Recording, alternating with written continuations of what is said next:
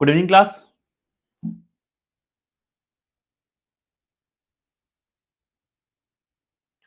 तो स्टार्ट करते हैं आज के लाइव सेशन को।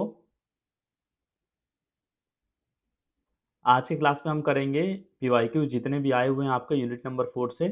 आपने देखा होगा अगर कल का लेक्चर जो मैंने पढ़ाया था कितना छोटा यूनिट था, मतलब मुश्किल से 25 से आधे घंटे में आपका फिनिश हो गया पूरा यूनिट। और जो जो मैंने पढ़ाया हुआ है ना वहीं से क्वेश्चंस आए हुए हैं, आपको मैं अभी दिखा भी दूंगा प्रूफ के थ्रू।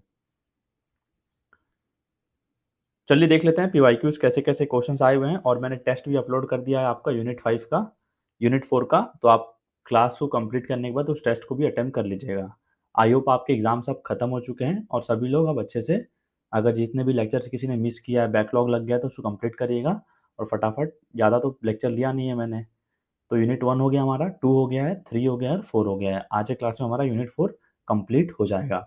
जो हमारी अगली लेक्चर होगी उसमें हम स्टार्ट करेंगे नई यूनिट को। तो चलिए, आप लोग मुझे बता दीजिएगा अगर आप लोग सुन पा रहे हैं मेरी वॉइस को क्लियरली, कि आज के क्वेश्चंस को आपको कैसे करना है। मैं आपको पोल्स के थ्रू क्वेश्चंस को सॉल्व कर रहा हूँ, या फिर आप चैट बॉक्स में आंसर करेंगे जो भी मैं क्वेश्चंस को डिस्प्ले करूंगा आपके स्क्रीन पर।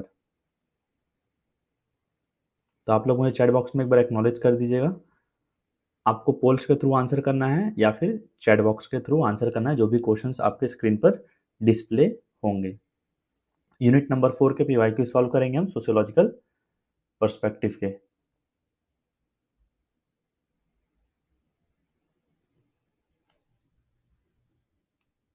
भी क्वेश्चंस आपके स्क्रीन पर डिस्प्ले होंगे।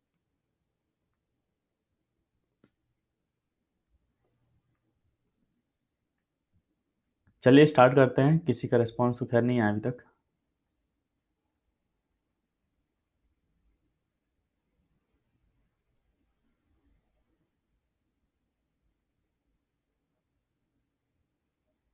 तो स्टार्ट करते हैं 2025 के पीवाईक्यू से, ठीक है। तो क्वेश्चन नंबर 1 आपके स्क्रीन पर डिस्प्ले हो रहा है। Remote groups are significant because they. अब पहला क्वेश्चन आपका 2025 से जो आया हुआ था यूनिट 4 साइकोलॉजिकल पर्सपेक्टिव से, remote groups are significant because they. अब रिमोट ग्रुप्स बाकियों से अलग कैसे हैं, क्या उनको अलग बनाता है। तो ऑप्शंस क्या क्या हैं आपके? Always live together. Option number 2 है आपका एंश्योर इमोशनल क्लीननेस।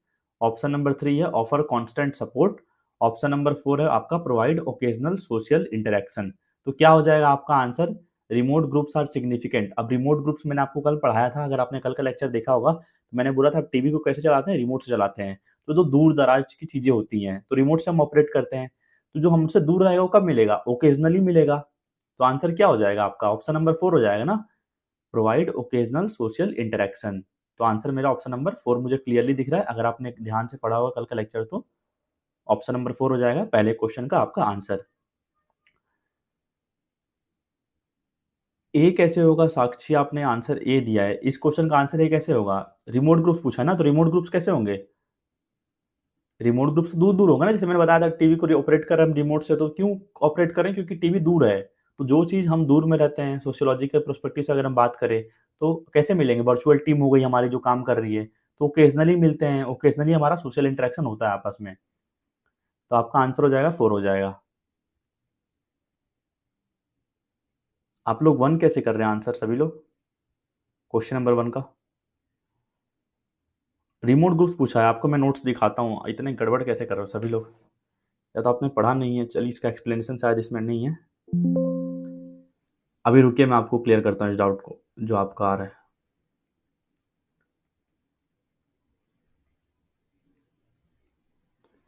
अब देखिए यहाँ पे नोट्स है आपका, यहाँ दिख रहा है आपको रिमोट ग्रुप क्या बोला है? ये रहा remote group. A remote groups refers to a group of individuals who interact and collaborate primarily through virtual or digital means rather than in person। क्यों? क्योंकि वो दूर है हमसे। जैसे मेरी वर्चुअल वर्क टीम हो गई, कोई टीम बना दिया मैंने व्हाट्सएप पे कि मान लीजिए आपको ये टास्क दे दिया कि आपको ये करना है, कोई भी हमारी स्टडी ग्रुप हो गई, तो क्या मिलेंगे हम? ओकेजनली मिलेंगे ना कोई सोशल इंटरेक्शन के लिए। तो आंसर तो 4 होना चाहिए ना, आप लोग का 1 कैसे आ रहा है? काफी सिंपल क्वेश्चन था। अब देखिए बाकी ऑप्शंस क्यों नहीं होगा? ऑलवेज लिव टुगेदर, क्या रिमोट वाले ग्रुप हमेशा साथ में रहते हैं? बिल्कुल नहीं रहते हैं। एंश्योर इमोशनल क्लोजनेस, अगर हम पास में रहेंगे तभी तो इमोशनल क्लोजनेस होगा ना, तो ये भी नहीं होगा आपका। ऑफर कांस्टेंट सपोर्ट, जो हमारे पास में रहते हैं, फैमिली फ्रेंड्स रहते हैं, वो हमको कर सकते हैं, ऑफर कर सकते हैं, कॉन्स्टेंटली सपोर्ट कर सकते हैं। तो बचा क्या आपका, प्रोवाइड ओकेजनल, कभी कभी सोशल इंटरेक्शन करेंगे, तो आंसर तो वन हो जाएगा ना क्लियरली आपका। रिमोट ग्रुप्स तभी तो अलग बना रहे हैं इनको।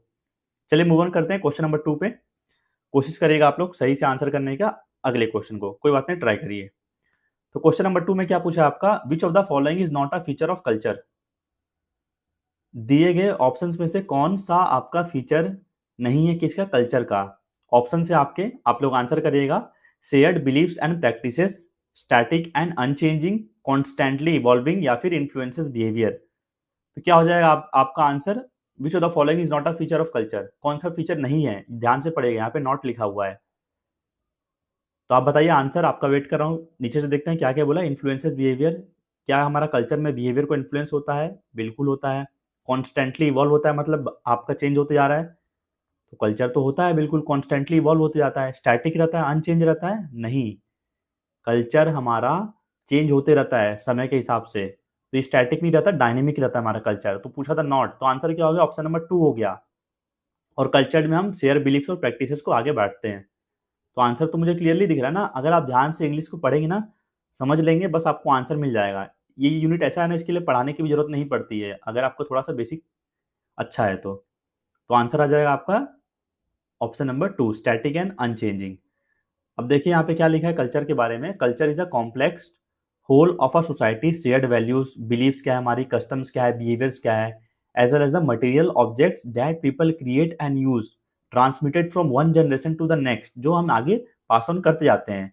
तो कल्चर लर्नड होता है, हम सीखते हैं, शेयर करते हैं, और ये डायनेमिक रहता है, हो रहा है डायनेमिक क्योंकि समय के साथ बदलते रहता है, कुछ ना कुछ उसमें समय के हिसाब से परिवर्तन आने लगता है, जैसा डिमांड रहता है सिचुएशन की। Constantly evolving in response to both internal and external forces. तो आगे बढ़ते जा रहा है ये। तो उस क्वेश्चन का आपका आंसर हो गया ऑप्शन नंबर 2। मूव ऑन करते हैं नेक्स्ट क्वेश्चन पे, question number 3। What is a key consideration in designing sports facilities for दिव्यांग एथलीट्स। जब भी हम स्पोर्ट्स फैसिलिटीज दे रहे हैं दिव्यांग एथलीट्स को, तो क्या चीज को मुख्य तौर पे हम कंसीडर करेंगे, आपको बताना है मोस्ट एक्यूरेट वाला। 4 ऑप्शंस दिख रहे हैं आपको। पहला ऑप्शन में क्या बोला है, आप सिटिंग कैपेसिटी पे ध्यान देंगे। दूसरा बोला है एक्सेसिबिलिटी और इंक्लूसिविटी बढ़ा देंगे, इंश्योर करेंगे कि एक्सेसिबल हो सभी को, सब उसमें पार्टिसिपेट कर पाए बिना कोई भेदभाव के। आप एनहांस करेंगे कि सुंदर दिखे जो भी हम बना रहे हैं, एस्थेटिक अपील करे वो चीज़, या फिर मिनिमाइज करे कंस्ट्रक्शन के कॉस्ट को। तो क्या की कंसिडरेशन आप मुख्य तौर पे रखेंगे जब भी आप स्पोर्ट्स फैसिलिटीज दे रहे हैं, किसके लिए, दिव्यांग एथलीट्स के लिए। तो आंसर क्या हो जाएगा मेरा, एंश्योरिंग एक्सेसिबिलिटी एंड इंक्लूसिविटी। बहुत सिंपल सा क्वेश्चन था। मूव ऑन करते हैं नेक्स्ट क्वेश्चन पे, क्वेश्चन नंबर 4। आपको राइट साइड में हिंट भी दिख रहा है इसका। Social conglomeration refers to, social conglomeration क्या होता है, एक सिंगल सोशल ग्रुप होता है, a mixed of various social groups होता है, या फिर एक इंडिविजुअल सोशलाइजेशन होता है, या फिर आइसोलेशन होता है, यानी कि अलग से कर दिया किसी को। सिंगल ग्रुप मतलब एक सिंगल समूह है, और mixed of various social group मतलब एक ग्रुप है बड़ा सा, उसके अंदर छोटे छोटे ग्रुप्स बने हुए हैं। या फिर क्या बोला, इंडिविजुअल सोशलाइजेशन, आप अलग ही सोशलाइज कर रहे हैं इंडिविजुअली, या फिर आइसोलेशन, आपको अलग कर दिया गया है। तो सोशल कॉन्ग्लोमरेशन का मतलब क्या होता है बताइएगा। मैंने कल बताया था आपको, सोशल कॉन्ग्लोमरेशन में क्या होता है, सोशल कॉलोनी बनता है।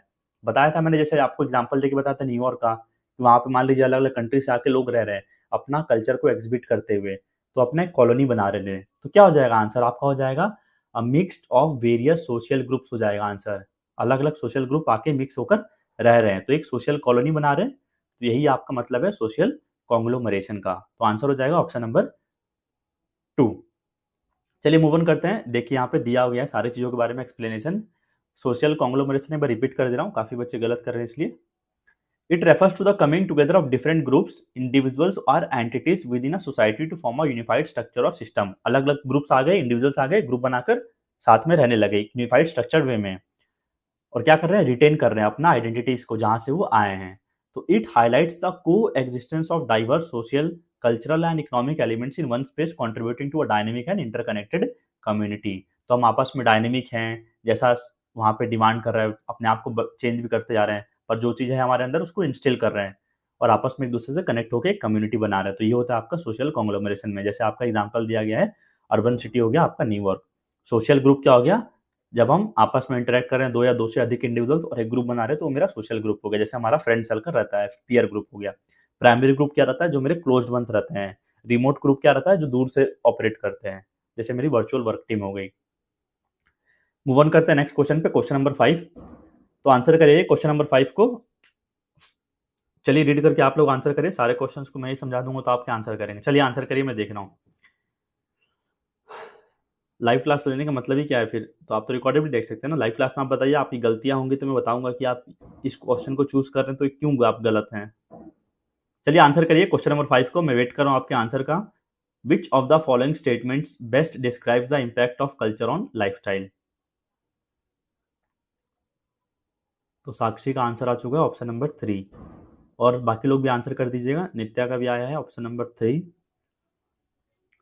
तो इट हैज नो इन्फ्लुएंस, तो क्या बोला है, कौन सा स्टेटमेंट बेस्ट डिस्क्राइब करता है आपका कल्चर का इम्पैक्ट क्या पड़ता है हमारे लाइफस्टाइल पे? तो क्या कल्चर का हमारे लाइफस्टाइल पे कोई इम्पैक्ट नहीं पड़ता है? बिल्कुल गलत हो जाएगा।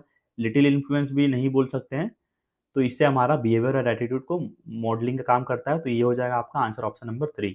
मेजर इन्फ्लुएंस भी कहीं ना कहीं बोलना गलत रहेगा, क्योंकि मोस्ट एक्यूरेट अगर हम देखें तो it shapes behaviour and attitudes. तो आंसर हो जाएगा मेरा ऑप्शन नंबर 3। मूव ऑन करते हैं नेक्स्ट क्वेश्चन पे, question number 6। Which of the following best describes primary group? अब प्राइमरी ग्रुप को दिए गए ऑप्शंस में से कौन सा बेस्ट डिस्क्राइब करता है? आपको सामने 4 ऑप्शंस दिख रहे हैं, इसलिए मैंने हिंदी में भी ऑप्शंस ऐड ऑन किए हुए हैं, आपको समझ में आ जाएगा इजीली। क्या बोला है? Small close knit and intimate group, small close knit and intimate group, large impersonal formal group, या फिर रिमोट हो गया मतलब दूर रहने वाले जो इनफ्रीक्वेंटली इंटरेक्ट करते हैं, या फिर सुपरफिशियल मतलब ऊपर ऊपर से टेम्पररी ग्रुप। तो सभी का आंसर 1 आ रहा है, लॉक कर देते हैं। बिल्कुल सही आंसर है, प्राइमरी ग्रुप में मेरे फैमिली वंस आ जाएंगे, लव्ड वंस। जो small close knit and intimate, आपका आंसर हो जाएगा ऑप्शन नंबर 1।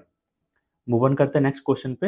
ये तो मैं समझा ही दिया खैर मैंने आपको। तो 2025 में देख सकते हैं ये सारे क्वेश्चंस आपको देखने को मिले थे, जो भी आपका हुआ था लास्ट ईयर का एंट्रेंस। अब देखिए, अगर हम सोचते पहली बार क्वेश्चन को बिना पढ़े अगर आते रिमोट ग्रुप क्या है, तो हो सकता है हमको नहीं पहचान पाते। पर अब अगर हमने पढ़ लिया है पीवाईक्यूज के हिसाब से, अब कोई भी क्वेश्चन आएगा तो आप उसको इजीली कर पाएंगे सॉल्व। और क्लास के बाद आप उसको भी अटेम्प्ट कर लीजिएगा, टेस्ट को भी। तो एक तो आपको मैं टेस्ट अभी दे रहा हूँ, और एक आपको टेस्ट एक और दूंगा। जैसे आपका पूरा सिलेबस कंप्लीट हो जाएगा ना, तो यूनिट वाइज एक एक बेस्ट 100 क्वेश्चंस का एक एक टेस्ट और प्रिपेयर करूंगा, और फिर आपका मॉक टेस्ट लूंगा। क्योंकि टाइम है हमारे पास अभी काफ़ी, तो इजीली हम कर सकते हैं। तो 2025 के क्वेश्चंस कंप्लीट हो गए। मूव ऑन करते हैं 2024 पे, एक साल पीछे चलते हैं। 2024 का पहला क्वेश्चन और आज की क्लास का 7वां question. The process of learning about one's culture is referred as. जब आप लर्न करते हैं किसी की भी कल्चर के बारे में, तो उसको क्या रेफर करते हैं? सोशलाइजेशन बोलते हैं, कलेक्टिविज्म बोलते हैं, एडल्टरेशन बोलते हैं, या फिर एनकल्चरेशन बोलते हैं? चलिए आंसर करिएगा आप लोग, क्या हो जाएगा क्वेश्चन नंबर 7 का आपका answer. The process of learning about one's culture it refers to as. Sakshi का आंसर आ गया ऑप्शन नंबर 4, जो कि बिल्कुल सही आंसर है। नित्या का भी आ गया आपका आंसर। तो एनकल्चरेशन आपका बिल्कुल सही आंसर हो जाएगा। बाकी ऑप्शंस क्यों नहीं होगा? सोशलाइजेशन मतलब समूह की बात कर रहा है, तो कल्चर के बारे में तो कहीं बात नहीं कर रहा है। कलेक्टिविज्म मतलब हम कलेक्टिवली कैसे काम कर रहे हैं।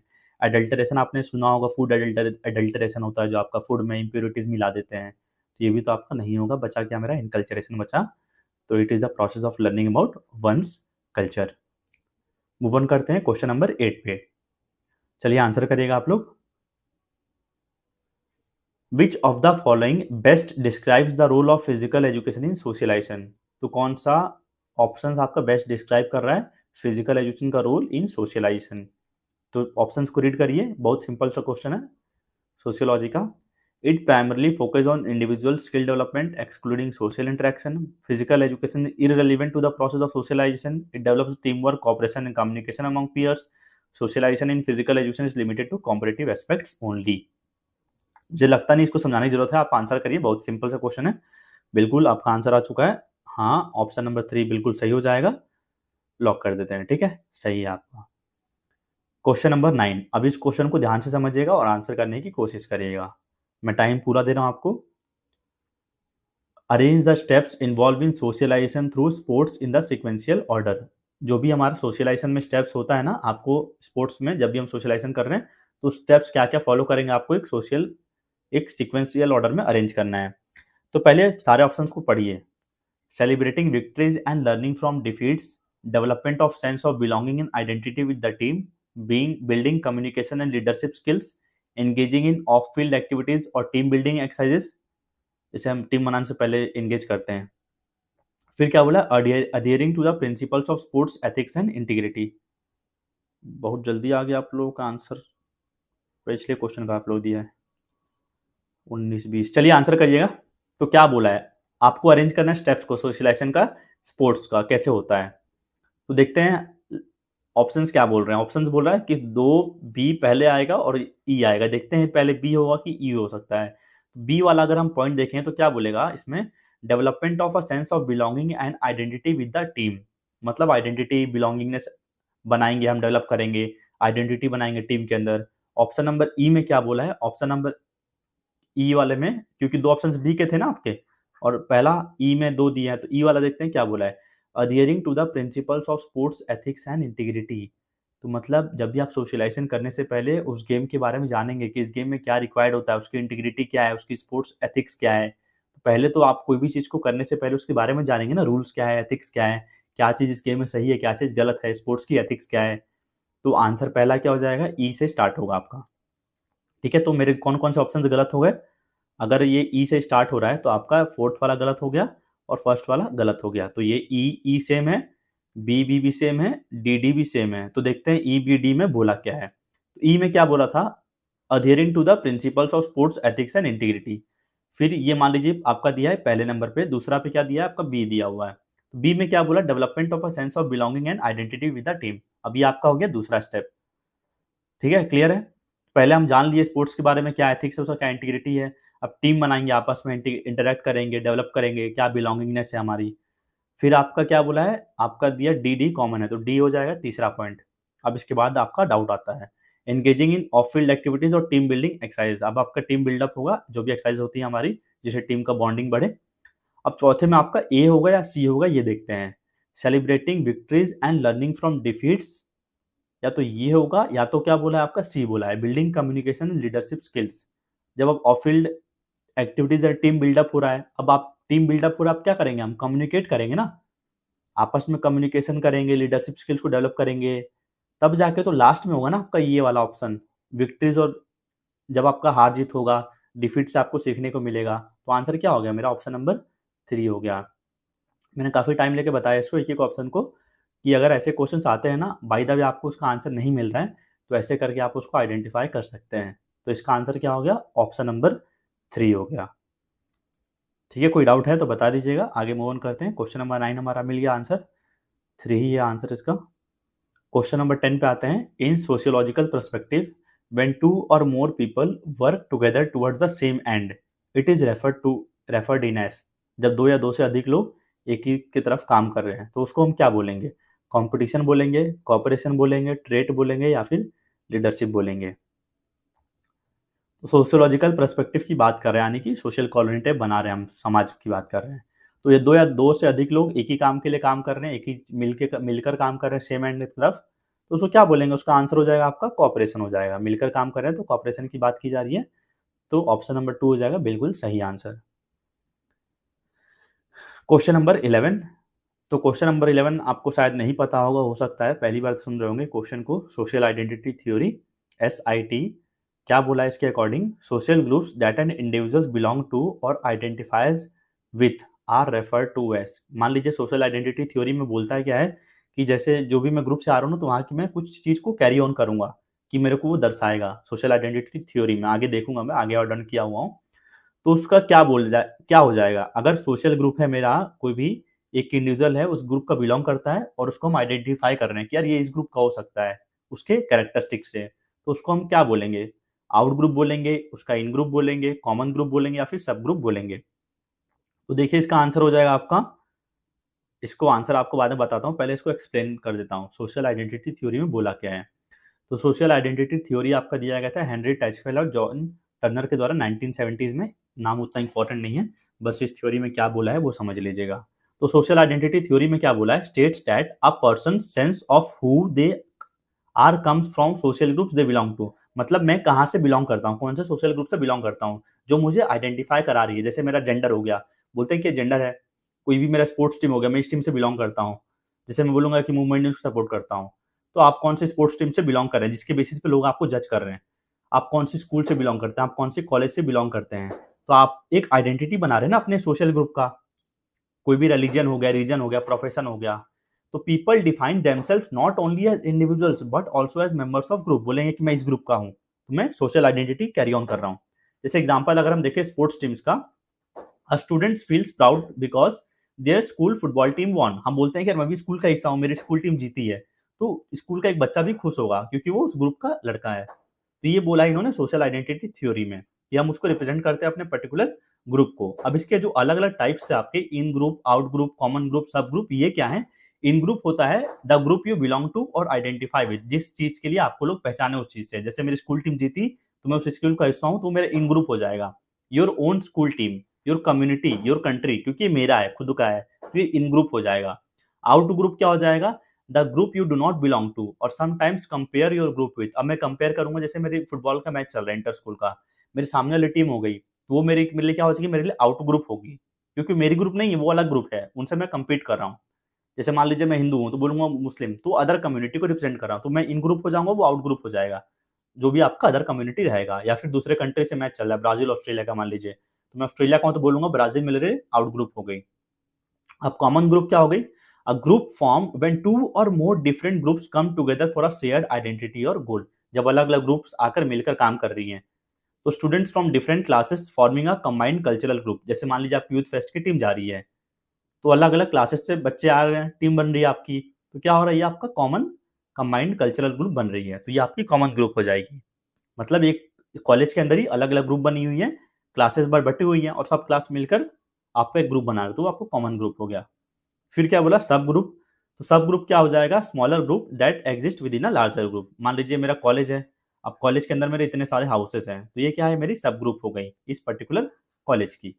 तो ऐसे ही आपका स्पोर्ट्स टीम में होता है ना, कि मेरी टीम है, मान लीजिए ये रेलवे की टीम है, अब रेलवे की टीम में ये अलग ग्रुप बन जाएगा, डिफेंडर्स का, फॉरवर्ड्स का अलग ग्रुप बन जाएगा। तो ऐसे करके जो आपका जो सब ग्रुप बन जाएगा वो हो जाएगा सब ग्रुप। तो क्लियर है? अब क्वेश्चन में क्या पूछा था, क्वेश्चन पे आते हैं, क्वेश्चन नंबर 11 पे। According to social identity theory, social groups that an individuals belong to और आइडेंटिफाइज विथ, जहां से आपको जाना जा रहा है, तो वो क्या हो जाएगा? मेरा आंसर वो हो जाएगा इन ग्रुप हो जाएगा। तो आंसर हो जाएगा ऑप्शन नंबर 2। चलिए मूव ऑन करते हैं। 2024 में इतने ही क्वेश्चन आए थे आपके साइकोलॉजिकल पर्सपेक्टिव से। अब मूव ऑन करते हैं, एक साल और पीछे चलते हैं, 2023 पे देखते हैं कौन कौन से क्वेश्चन आए हुए हैं। तो question number 12, which of the followings are similarities between sports and religion. Religion मतलब धार्मिक अवस्थाएं होती है, रिलीजन हमारा जुड़ा हुआ है, और स्पोर्ट्स सभी को पता ही है। तो क्या क्या सिमिलैरिटीज है आपकी स्पोर्ट्स में और रिलीजन में, आपको बताना है ऑप्शंस के थ्रू कि कौन कौन सा दोनों में पाया जाता है। बिलीफ सिस्टम यानी कि मान्यता है, मटेरियलिस्टिकली ड्रिवन यानी कि कोई ना कोई मटेरियल से हमारा संबंध है। दूसरा बोला तीसरे ऑप्शन में high council and head. Option number D में क्या बोला? Clear cut winner. Option number ई में क्या बोला? Use of symbols. बहुत ही अच्छा क्वेश्चन है, अगर आप ध्यान से सोचेंगे ना तुरंत आपको आंसर मिल जाएगा। नित्या का आंसर आया ऑप्शन नंबर 2। आप कौन से क्वेश्चन का आंसर कर रहे हो? पिछले क्वेश्चन का? चलिए आंसर करिएगा, आप लोगों को मैं टाइम दे रहा हूं, पूरा सोचिए आराम से। बिलीफ सिस्टम यानी कि मान्यताएं। अब देखिए स्पोर्ट्स में कुछ ना कुछ मान्यताएं होती हैं कि यार, हो सकती है, क्यों नहीं हो सकती, स्पोर्ट्स में मान्यता होती है ना कि यार मेरा आज ये लकी कलर है, इस जर्सी को पहन के जाऊंगा तो मैं जीतूंगा मैच, कि मेरा लकी कलर है। मतलब ऐसा था, हम लोग स्पोर्ट्स में भी कुछ ना कुछ मानते हैं, और रिलीजन में भी होता ही है कि हम अपने गॉड को प्रेस करते हैं। तो बिलीफ सिस्टम दोनों में है, तो ए आपका होगा ही होगा। तो ए को लॉक कर दे। अब ये देखते हैं किस में भैया, ये तो सब में है। ठीक है, अब देखते हैं दूसरे ऑप्शन को, मटेरियलिस्टिकली ड्रिवन। मटेरियलिस्टिकली मतलब कोई ना कोई मटेरियल संबंध से रिलेटेड है, कोई सामान से रिलेटेड है। तो स्पोर्ट्स में बोल सकते हैं हमारे अलग अलग इक्विपमेंट्स होते हैं गेम्स के, पर आपका रिलीजन में ऐसा कोई होता है कि मटेरियल से रिलेटेड रहता है? रिलीजन में तो ऐसा कोई सामान से हमारा कोई अवस्था ही नहीं रहता, सिर्फ भगवान से रहता है जिनको हम प्रेस करते हैं। पर स्पोर्ट्स में कोई सामान से लेना देना है, पर रिलीजन में तो नहीं है। तो आपका ये तो एक में है पर दूसरे में नहीं है, तो ये आपका क्रॉस हो जाएगा। बी आपका इसमें था, तो ये वाला ऑप्शन मेरा थर्ड वाला कट गया। फिर क्या बोला है? High council and head. अब स्पोर्ट्स में भी आपकी होती है, अलग अलग गवर्निंग बॉडीज होती है आपकी गेम्स की, और रिलीजन में भी होता है कि हम हिंदुज्म में लॉर्ड शिवा, अलग अलग लॉर्ड्स को प्रेस करते हैं अलग अलग रिलीजन में, तो आपकी सब में हाई काउंसिल होगी, हेड होगी। तो सी को भी लॉक कर देते हैं। सी किस में? आपका पहले ऑप्शन में दिख रहा है आपको, और फोर्थ ऑप्शन में दिख रहा है, तो ये भी इसमें नहीं है, तो ये भी मेरा कट गया। बचा क्या? पहला वाला बच गया, और मेरा बच गया फोर्थ वाला। अब बचा क्या? Clear cut winner. तो क्लियर कट विनर मतलब स्पोर्ट्स में मेरा क्या होता है? क्लियर कट विनर होता है, हार जीत होता है, बिल्कुल होता है, पर रिलीजन में कोई क्लियर कट विनर होता है क्या? ऐसा कुछ बिल्कुल नहीं होता, तो डी भी मेरा कट गया। तो डी आपका ये वाला कट जाएगा इसमें क्योंकि डी था, तो बच क्या गया मेरा फोर्थ वाला। तो आंसर मुझे मिल गया मेरा option number 4, use of symbols. तो सिंबल्स होता है आपका स्पोर्ट्स में टीम का लोगो होता है, रिलीजन में भी अलग अलग सिंबल्स होते हैं। तो आंसर हो गया आपका ऑप्शन नंबर 4 हो गया क्वेश्चन नंबर 12 का। क्वेश्चन नंबर 13 पे आते हैं। Dash is not a written rule but a behavioural process which is compulsory followed by each family, society, religious organisation and political parties. कोई लिखा हुआ रूल नहीं है, पर एक बिहेवियरल का प्रोसेस है जो हम कंपल्सरी फॉलो करते हैं। हर फैमिली, हर सोसाइटी, हर रिलीजन फॉलो करती है, हर पॉलिटिकल पार्टी फॉलो करती है। तो क्या हो जाएगा, वो वैल्यूज को करती है, आगे प्रमोट करती है, ट्रेडिशन को या फिर लीडरशिप को फॉलो करती है, फिर मोटिवेशन को। रिटर्न रूल नहीं है पर एक बिहेवियरल प्रोसेस है जो कंपलसरी फॉलो करती है हर फैमिली। तो क्या हो जाएगा वो, वैल्यूज, ट्रेडिशंस, लीडरशिप या फिर मोटिवेशन। ध्यान से पढ़िए आंसर। आंसर हो जाएगा ऑप्शन नंबर 2 हो जाएगा। ट्रेडिशन हम कैरी ऑन कर रहे हैं, वैल्यूज तो मान लो कैसे कैरी ऑन कर रहा हूं मैं, बोलूंगा आप में आपके पेरेंट्स हॉनेस्टी, आपके पेरेंट्स के अंदर बहुत ही इंस्टिल था, आपके पेरेंट्स बहुत हॉनेस्ट थे, पर बच्चा बच्चा उनका कैसा है, एकदम चोर है। तो वैल्यूज को हम क्या कैरी ऑन कर रहे हैं, डिपेंड करता है हमारे इन्वायरमेंट पे डिपेंड करता है ना। तो वैल्यूज को हम कैसे कैरी ऑन कर सकते हैं, नहीं कर सकते उतना। ये डिपेंड करता है बाकी चीजों पे भी, मैच्योरेशन पे भी डिपेंड करता है, आपकी मैच्योरिटी कहाँ पर हो रही है। तो ट्रेडिशन को पर हम कैरी ऑन करते हैं। तो आंसर हो जाएगा ऑप्शन नंबर 2 हो जाएगा। लीडरशिप और मोटिवेशन में तो किसी को डाउट नहीं होगा इस क्वेश्चन में। तो आंसर हो गया ऑप्शन नंबर 2। कहाँ था अमोद, इतना लेट क्लास ज्वाइन कर रहे हैं। Question number 14, which of the following aspect of social system is not the integral part of socialization process through sports। तो कौन सा एस्पेक्ट सोशल सिस्टम का इंटीग्रल पार्ट नहीं है socialisation process through sports. Social system का part नहीं है, integral part नहीं है किसका, सोशलाइजेशन का। Role playing, self image, religion या फिर कॉम्पिटिशन एंड कॉपरेशन। ध्यान से समझिए, क्वेश्चन को बहुत सिंपल सा पूछा गया है। बस क्वेश्चन का सोशियोलॉजी में आप मतलब समझ लेंगे ना, तो आंसर आपको मिल जाएगा तुरंत, भले आपने चैप्टर भी नहीं पढ़ा हो। विच of the following aspect of social system is not the, यहाँ पे क्या पूछा है, नॉट पूछा है। इसको हम क्या करते हैं एग्जाम में हड़बड़ी में मिस ऑन कर देते हैं, तो ऐसे क्वेश्चंस को मिस ऑन नहीं करना है। Not the integral part of socialization process through sports, role playing, self image, religion, competition and cooperation. Nitya का आंसर आ चुका ऑप्शन नंबर 3 बिल्कुल सही है आपका। स्पोर्ट्स सोशलाइजेशन में रोल प्लेइंग भी होगा, हम किसी कॉपी भी करेंगे, सेल्फ इमेज भी होगा हमारा, पर रिलीजन के बात तो नहीं करता स्पोर्ट्स के सोशल सिस्टम में। कॉम्पिटिशन एंड कॉपरेशन भी होगा। तो आंसर क्या हो गया, ऑड ऑन आउट फाइंड करना था कौन सा नहीं है, तो रिलीजन आपका नहीं है। तो इसी के साथ हमारा फिनिश हो गया 2023 के भी सारे आपके पीवाईक्यूज इस पर्टिकुलर यूनिट के। तो आप देख सकते हैं कितने क्वेश्चन आए थे। 3 साल के अगर हम पेपर देखें तो आपको करीबन कितने क्वेश्चन मिले, 14-15 क्वेश्चन मान लीजिए। तो हर साल 5 क्वेश्चन आपको इस पर्टिकुलर यूनिट से देखने को मिल सकते हैं, और ये 5 क्वेश्चन ऐसे हैं जिनको आपको गलत नहीं करना है। इतना ईजी अगर आप पढ़ के इसको गलत कर देंगे तो फिर कहाँ से आपका स्कोर बनेगा। तो ये काफ़ी स्कोरिंग सब्जेक्ट है क्योंकि काफ़ी छोटा सिलेबस है ना इसका। 5 क्वेश्चन आएगा तो 5 क्वेश्चन को आप लॉक कर लीजिएगा, अच्छे से एक बार पढ़ लीजिएगा, फिर सारे क्वेश्चन को आप इजिली अटेम्प्ट कर पाएंगे। काफ़ी बच्चे अभी भी नहीं जुड़े थे लाइव क्लास में, पता नहीं क्यों। कल मैंने बताया था आपके एग्जाम्स भी खत्म हो गए हैं।